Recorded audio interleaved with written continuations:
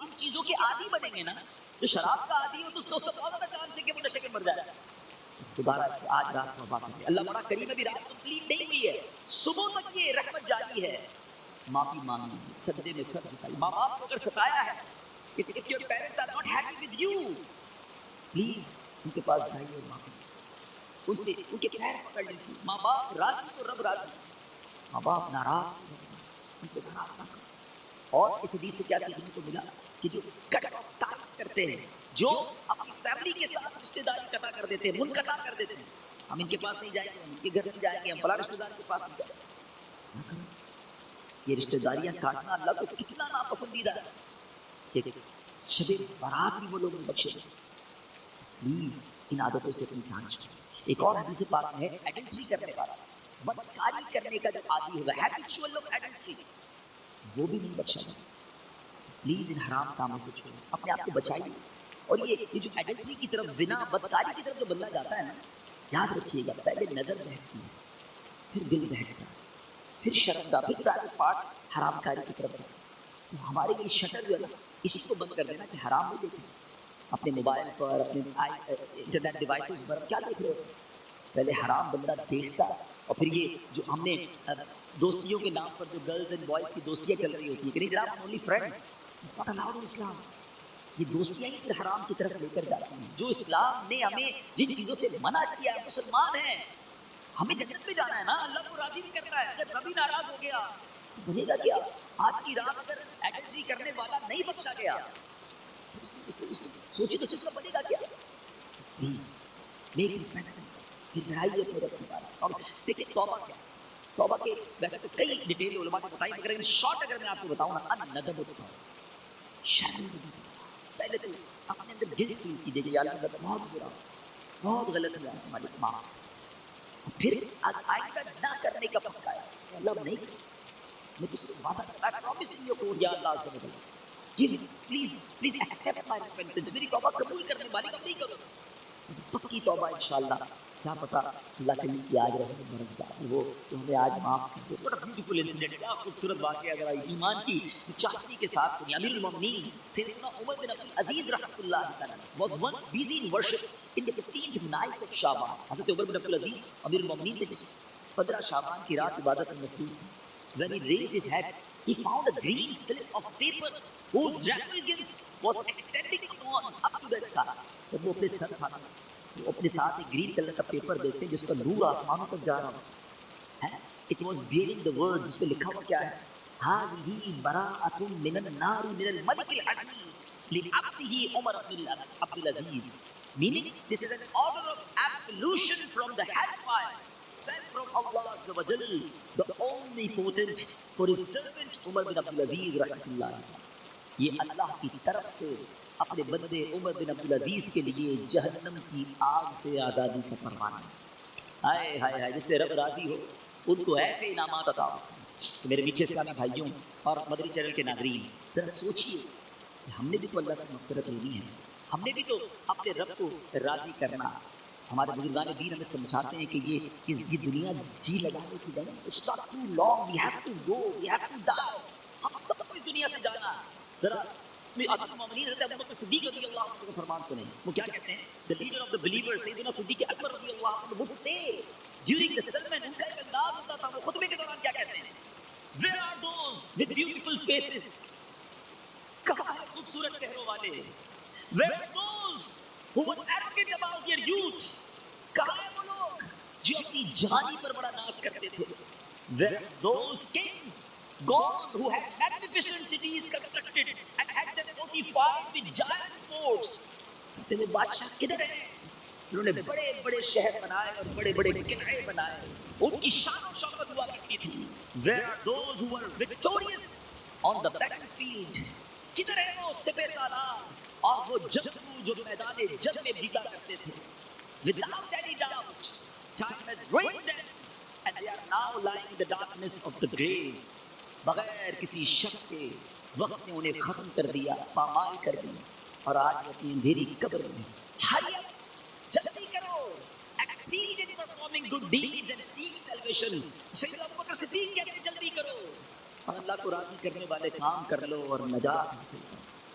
کاش یہ باتیں ہمارے دل میں گھر کر جائے. بندہ کہتا ہے یار ابھی تو ایک گھر ہے, دو بنانے ہیں, ابھی تو چھوٹا ہے بڑا بنانا ہے, ابھی تو یورپ ہے پاکستان میں بھی گھر بنانا ہے, ابھی تو چھوٹا بزنس ہے بڑا کرنا ہے, 5 ایئرز بعد یہ ٹارگیٹ ہے, 10 ایئرز بعد یہ ٹارگیٹ ہے, 20 ایئرز بعد یہ ٹارگیٹ ہے, اتنے پاسپورٹ لینے ہیں, یہ جناب ویزے لینے ہیں, مگر پتہ بھی نہیں چلتا اور بندہ کیسے دنیا سے چلا جاتا ہے. آئیے میں آپ کو ایک اور واقعہ سناؤں. سیدنا عمر بن عبدالعزیز جن کو براءت کا پروانہ ملتا, یہ امیر المؤمنین ہے, کس قدر نیک ہے. ایک بار ایک جنازے کے ساتھ قبرستان تشریف لے, ہم بھی گئے گریو یارڈ, ہم بھی جاتے ہیں جنازے, ہماری کیا کیفیت ہوتی ہے.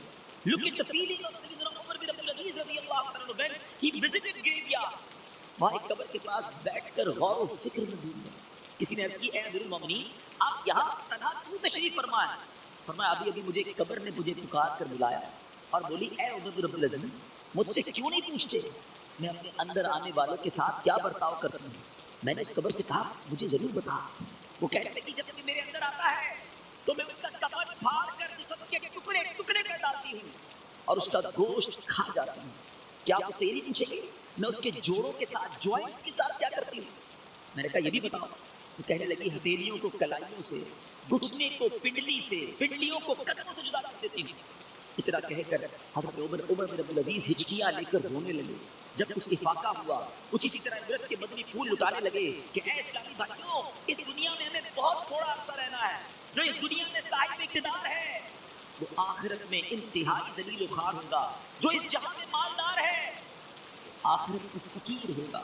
اس کا جوان بوڑھا ہو جائے گا, جو زندہ ہے وہ مر جائے گا.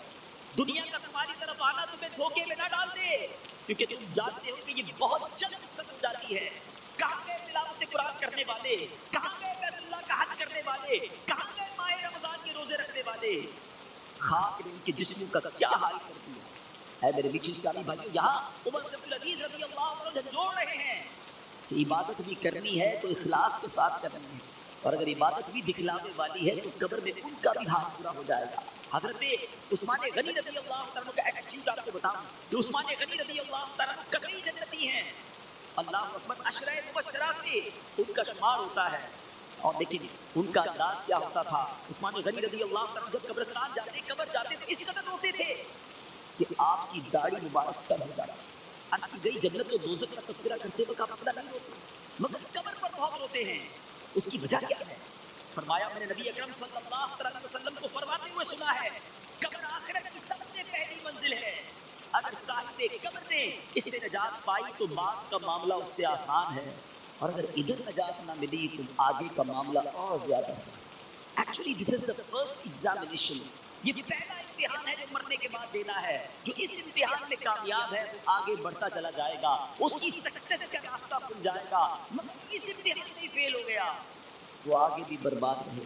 اے میرے بیچ کیا ہم اس ایگزامینیشن کی تیاری کر رہے ہیں؟ ہم نے سب نے کسی نہ کسی ایگزام کو دیا نا, اسکول مدرسے کہیں نہ کہیں ایگزام دیا تھا. اس ایگزام سے پہلے ہم پر کتنا برڈن تھا, کتنا پریشر تھا. مگر آئیے ذرا اس ایگزامینیشن اور قبر کے ایگزامینیشن کا تھوڑا کمپیریزن کرتے ہیں. دنیا کے ایگزام کی ڈیٹ پہلے سے پتا ہوتا ہے, فلاں منتھ کی فلاں تاریخ کو امتحان. That's why we prepare for that, ہم اس کے لیے تیاری کرتے ہیں. ٹھیک ہے. سیکنڈ, اس پیپر کو جب ہم دیتے ہیں اگر فیل ہو جائے تو اس کو ریپیٹ دینے کا موقع ملتا ہے. سپلیمنٹری پیپرز ہوتے ہیں, یا زیادہ سے زیادہ یہ ہوتا ہے کہ بھائی ایک سال آپ کا فیل ہو گیا دوبارہ اس کلاس میں پڑھیں گے. دیٹس اٹ, اور تو کچھ نہیں ہوتا. تیسرا, اس ایگزامینیشن کا جو رزلٹ ہے وہ فیو منتھس کے بعد یا فیو ڈیز کے بعد اناؤنس ہوتا ہے. ٹھیک ہے, یہ 3 چیزیں ذہن میں رکھ لینا.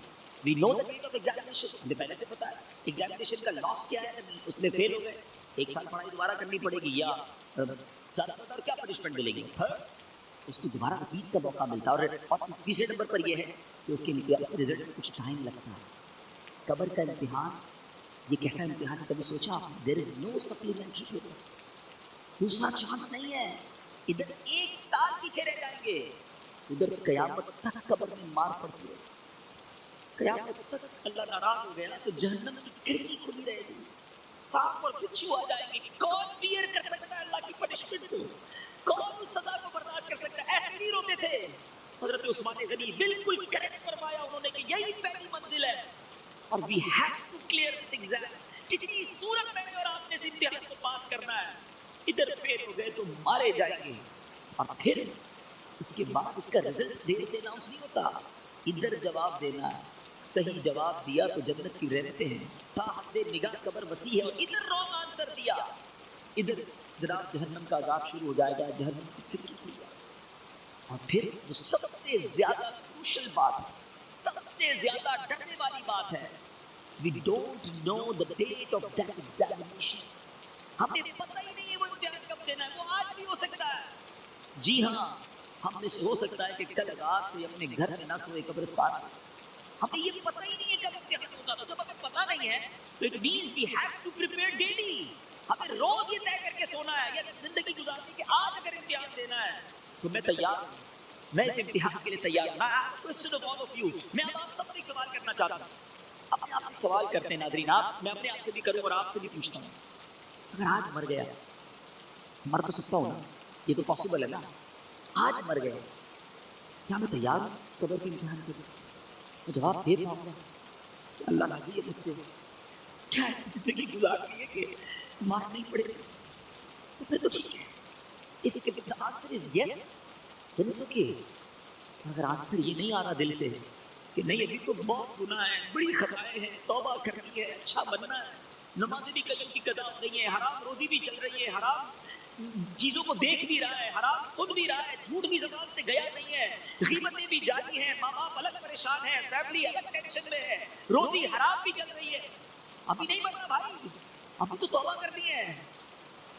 پھر بتاؤ نا کب توبہ کرو گے، کب قبر کی تیاری کرو گے؟ ابھی تو سنا کہ یہ اچانک موت کا ہوگا شکار، پتہ بھی نہیں چلتا، روز صبح کئی لوگ گھر سے نکلتے ہیں اور کہہ کر جاتے ہیں کہ میں جب ایوننگ میں واپس آؤں گا نا تو یہ والا کھانا بنا کے رکھنا، یہ والے میرے کلاتھس استری کر کے ذرا ریڈی کر کے رکھنا، have to go with my friends.